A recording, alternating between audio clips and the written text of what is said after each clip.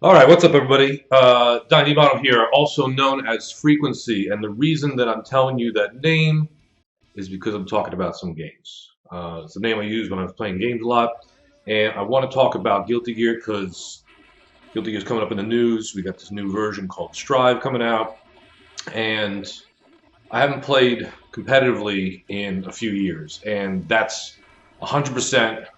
Well, I shouldn't say 100%. I'm going to say the majority of that reason is because of my character. I was really well known for playing the character Zappa in there, and it was really kind of disappointing that they reduced the character down to a story mode um, like appearance and didn't make him playable. And it kind of sucks. And I know that like as a 3D model, he would have been out of control.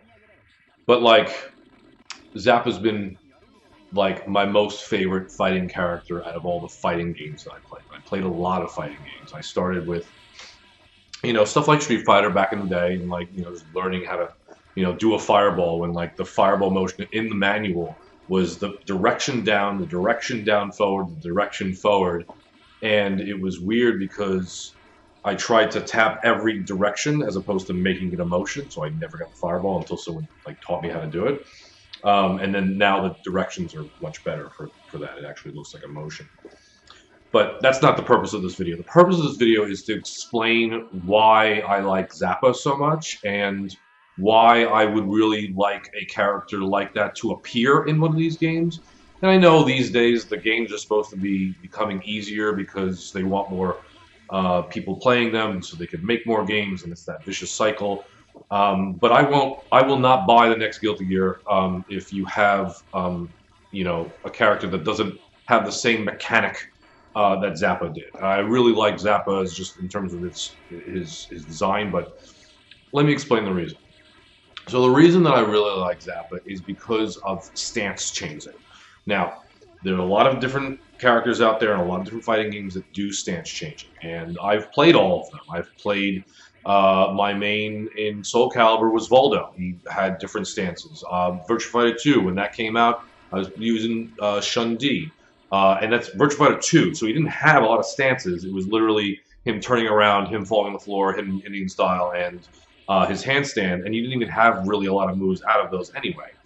So there are weird characters, granted, but like it wasn't about necessarily them being unique, although that was definitely a part of it. But it was really about changing his stance, and like Lei and Tekken, or even Eddie Gordo. Like, you know, it's about changing your tool set in the match, and not only making those decisions, to potentially benefit your situation at the time, but also to throw the other player off their game, because now they have to think of all the move sets that you could potentially have when you're in the new stance. Dead or Alive 2 was Helena. That was my main in Dead or Alive 2, and Dead or Alive 3 after that. And again, stances. And she was one of the people that had the most amount of moves per stance up until, or maybe even actually probably still does in comparison to some other characters. But when I saw Zappa, when Midnight Carnival came out, Guilty Gear X2, I remember him in the demo for it, or like just showing off the character. And I remember the like round start screen when everyone's like in their like ready stance or like about to talk to the opponent or whatever, but like just at the beginning where before it says heaven or hell. And I remember him facing backward, not looking at the opponent, and all of a sudden he just bends backwards and is just like limp and just like wafting around like possessed. And I just thought just the design of that stance alone was incredible. But then when I learned that he was a stance-based character, like he had different tool sets, depending on what happens in the match, that was a thing for me. Like I was like all about that particular character because he had these different tool sets. And what I really liked about the character, which I didn't learn until actually playing the character, what is probably almost like 20 years ago at this point, is that the stances were random. And that's what was really interesting. because in the middle of the match, when you have access to these different tool sets, you're going to make those decisions, in the middle of the match, and you're going to be like, okay, well, I'm going to go into the low position, or I'm going to go to the back stance position in some other fighting games, and you're going to make those conscious decisions in the middle of the match, and it's kind of your fault if you pick the wrong one. Um, with Zappa, you don't really have that like weight on your shoulders to determine what thing you're going to pick versus the weight you actually have on your shoulders is the exact same kind of randomness that the opponent feels because the opponent doesn't really know what you're going to do. They have an idea what you're going to do, but because the stance changing is random, it keeps you both players in the match on their toes about what my character is going to be doing, and that brings the gameplay, at least in my mind, a lot higher and a lot more engaging, at least to me, to like know what am I going to have next. Like I have no idea, and it really, for like playing like the Shotos like Ryu and Ken and stuff like that. It's boring to me. You get a fireball, you get an uppercut, you get a Tatsu, and then a couple of regular moves. Like how many different ways are you going to combine those moves to keep things interesting, to keep you playing this game, to keep you trying to master this character? I mean, you can pick that Shoto in any other game, and sure, they have some changes in the move set and the game mechanics and stuff like that, but you know, being able to completely change the way that your character works from match to match to match makes you need to put more time into the character and put more effort into learning everything about those. Because Zappa's technically 5 characters. I mean, granted, there's a little bit of overlap, but it's technically 5 characters. You have your naked stance, you have your dog, you have your sword, you have your ghost, you have Rao. And you have all 5 of those things, and you need to, and all of them are different, that you need to learn what happens like when you get hit and you get a random summon.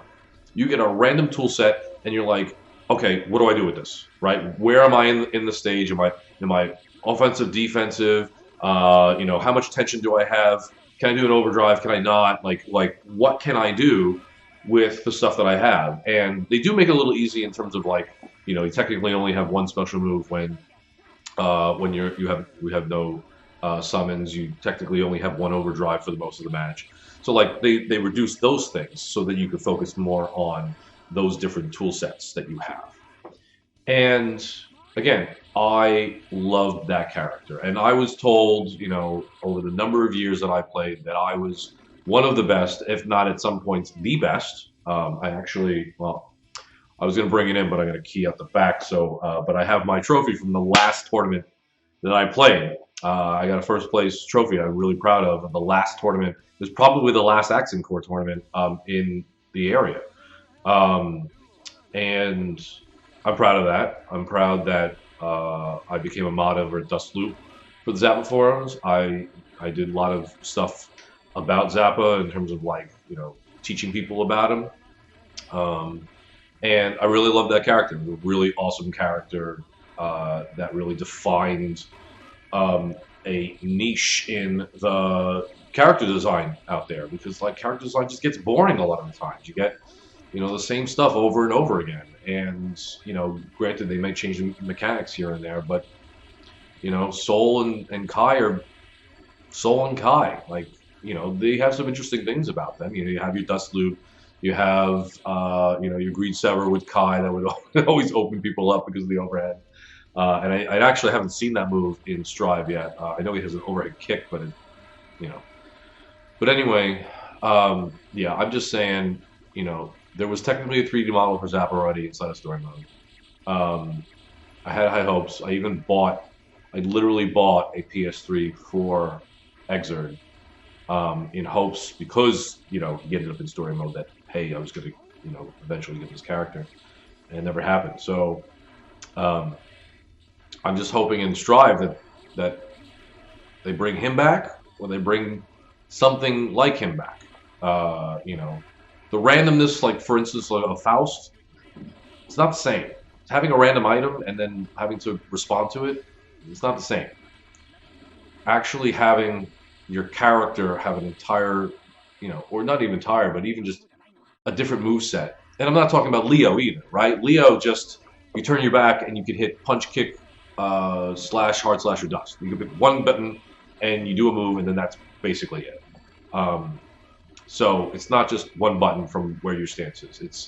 It's entire gameplay style that I'm looking for, and hopefully there's a character in there that's cool that I would be into that I could play. But other than that, I'm still going to play my Accent for plus R. Like I have it for the Switch, and I play it by myself, and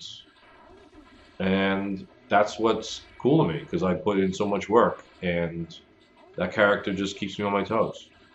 So that's what I'm gonna say about that. I hope Arxis decides, does the work, puts in the character or something character like it.